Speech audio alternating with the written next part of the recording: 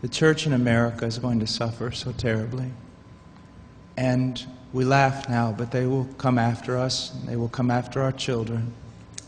They will close the net around us while we are playing soccer mom and soccer dad, while we are arguing over so many little things and mesmerized by so many trinkets. The net even now is closing around you and your children and your grandchildren, and it does not cause you to fear. You will be isolated from society, as has already happened.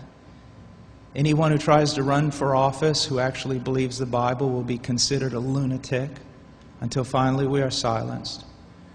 We will be called things that we're not and persecuted not for being followers of Christ, but for being radical fundamentalists who do not know the true way of Christ, which of course is love and tolerance.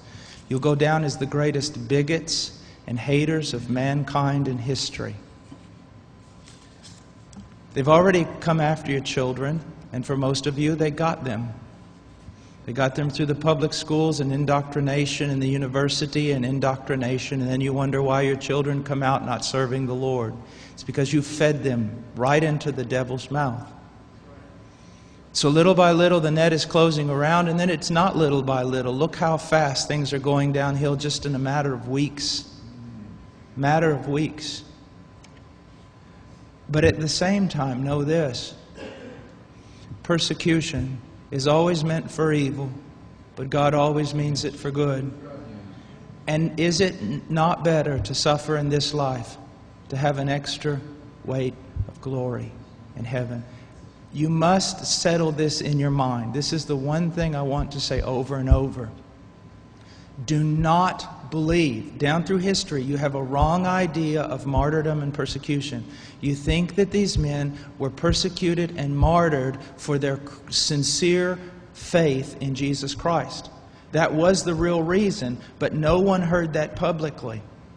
They were martyred, and they were persecuted as enemies of the state, as child molesters, as bigots, as narrow-minded, stupid people who had fallen for a ruse and can contribute nothing to society.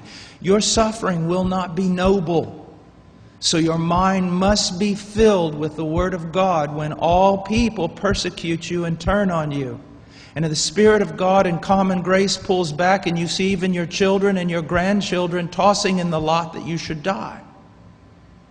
This is no game. You want revival and awakening, but know this. For the most part, great awakenings have come only preceding great national catastrophes or the persecution of the church. I believe God is bringing a great awakening, but I believe that He is raising up young men who are strong in trust in the providence of God to be able to wade through the hell that's going to break loose on us. And it will be on us before we even recognize it. Unless in God's providence, He is not done. He is not done. And note, this is not silly talk. Apart from a great awakening, these things are going to come upon you.